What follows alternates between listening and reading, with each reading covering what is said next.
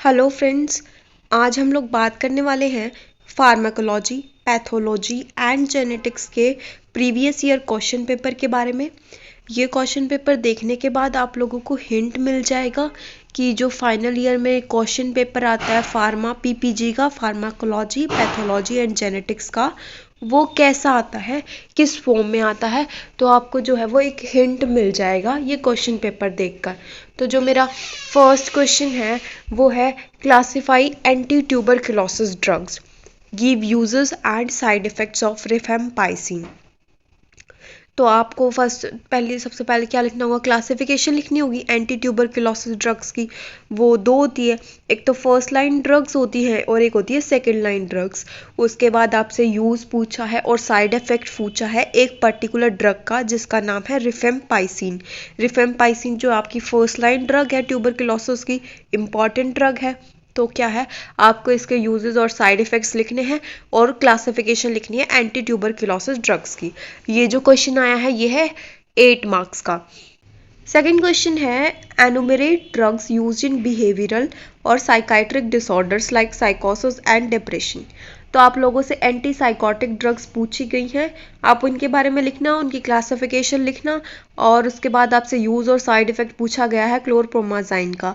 तो आप अलग से इस ड्रग के बारे में आप इसके यूजेस या फिर साइड इफ़ेक्ट्स लिखना।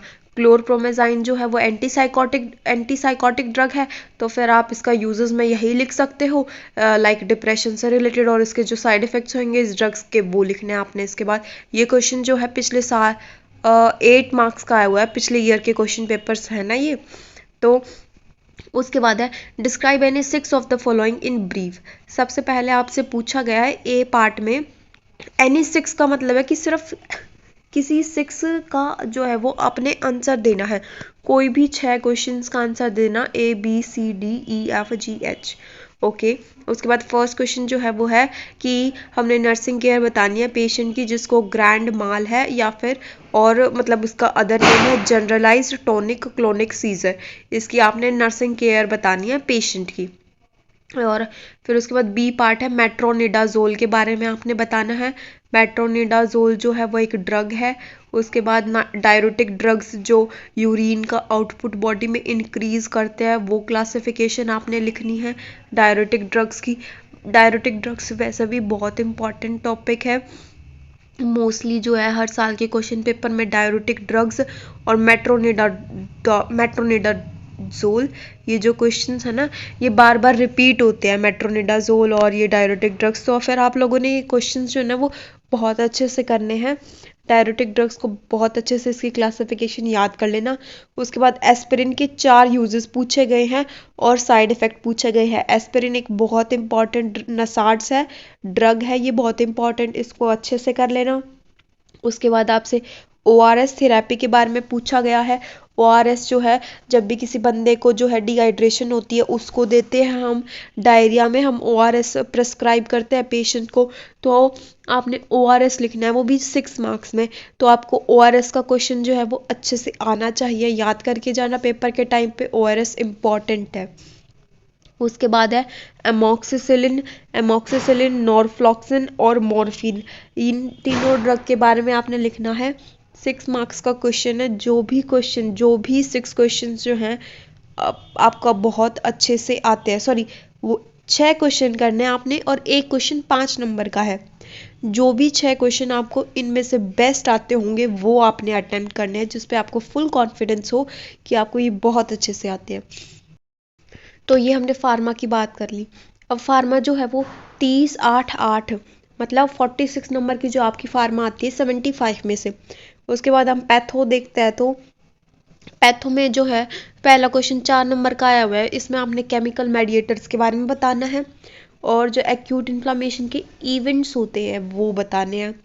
इन्फ्लामेशन चैप्टर पैथोलॉजी का बहुत इंपॉर्टेंट है। मोस्टली एक्यूट इन्फ्लामेशन पूछी जाती है, पर कई बार आता है कि इन्फ्लामेशन आपको एक्यूट और क्रॉनिक दोनों बतानी होती है। तो इन्फ्लामेशन इंपॉर्टेंट टॉपिक है, उसको अच्छे से कर लेना। उसके बाद आप केमिकल मेडिएटर्स को याद कर लेना, ये भी इन्फ्लामेशन चैप्टर में ही दे रखे होंगे आपके पैथोलॉजी की बुक में। 4 नंबर का क्वेश्चन है। उसके बाद शॉर्ट नोट है न्यूमोनिया पे, रोमैटिक हार्ट डिजीज़ पे और कार्किनोमा ब्रेस्ट पे। ये जो तीनों क्वेश्चंस हैं ये 4 नंबर के हैं। मैं आप लोगों को बता दूं कि न्यूमोनिया, आरएचडी और कार्सिनोमा ब्रेस्ट ये तीनों ही बहुत इंपॉर्टेंट टॉपिक है। पैथो में भी इम्पॉर्टेंट है, उसके साथ साथ ये मेडिकल सर्जिकल नर्सिंग में भी इम्पॉर्टेंट है। तो आप अगर एक टॉपिक को कर लोगे ना, इन तीनों टॉपिक्स को, तो ये आपके एमएसएन में भी इम्पॉर्टेंट है और पैथो में भी इम्पॉर्टेंट है। तो किसी न किसी पेपर में तो इन तीनों में से कोई ना कोई क्वेश्चन आपको मिल ही जाएगा। तो ये तीनों क्वेश्चंस बहुत इंपॉर्टेंट है। न्यूमोनिया तो बहुत बहुत ज़्यादा बार जो है वो एमएसएन के क्वेश्चन पेपर्स में देखा जाता है। पूरे 15 नंबर का क्वेश्चन आता है न्यूमोनिया पे, तो इसको अच्छे से कर लेना। उसके बाद डिस्क्राइब करना है ब्रीफली स्पूटम के एग्जामिनेशन को, फिजिकल एग्जामिनेशन ऑफ यूरिन और पैरासाइट। ये 3 क्वेश्चंस 3 नंबर के हैं। तो स्पूटम का एग्जामिनेशन आपने अच्छे से करना। फिजिकल एग्जामिनेशन यूरिन का भी बहुत इंपॉर्टेंट है, बहुत बार पूछा जाता है पेपर में। उसके बाद पैरासाइट के बारे में आपने बताना है। तो ये आप देख सकते हो टोटल 12, 4 और 9 पैथो इतने की नंबर की आती है। उसके बाद अगर हम जेनेटिक्स की बात करते हैं तो शॉर्ट नोट दे रखे हैं, 4 क्वेश्चंस हैं, 3-3 नंबर के हो गए, तो 12 नंबर की जो है वो आपकी जेनेटिक्स आती है। First question human genome project का ऊपर शॉर्ट नोट लिखना है। उसके बाद प्रीनेटल डायग्नोसिस की प्रेगनेंसी के टाइम अगर हमने किसी बेबी का डायग्नोस करना है कि उसकी जो जेनेटिक डिसऑर्डर वगैरह तो नहीं है, उसको उसकी हेल्थ कंडीशन कैसी है, कोई ऑर्गन उसका जो है वो ख़राब है, मिसप्लेस तो नहीं है, तो ये सारी चीज़ें प्रीनेटल डायग्नोसिस में आती है। ये अलग से चैप्टर है एक पैथोलॉजी में, इस चैप्टर को अच्छे से कर लेना। उसके बाद सेक्स डिटर्मिनेशन तो आप लोगों ने बहुत बार कर रखा है, वो XXXY क्रोमोसोम वाला क्वेश्चन 12th में भी था, फिर 8th क्लास में भी था। तो इस क्वेश्चन को अच्छे से करके जाना है, क्योंकि अब जो है आपके पीपीजी में ये जेनेटिक्स में आने के बहुत चांसेस होते हैं इस क्वेश्चन के। उसके बाद क्रोमोसोमल स्ट्रक्चर, ये क्रोमोसोमल स्ट्रक्चर वाला इंपॉर्टेंट क्वेश्चन है। तो आज हमने बात करी फार्मा पैथोजेनेटिक्स के कुछ प्रीवियस ईयर क्वेश्चन पेपर के बारे में। ऐसी बहुत सारी वीडियोस मैं आप लोगों के लिए बनाती रहूँगी, जिससे आप बार बार बहुत सारे क्वेश्चन पेपर्स को देखोगे तो आप लोगों को पता चलेगा कि कौन से क्वेश्चंस इंपॉर्टेंट है।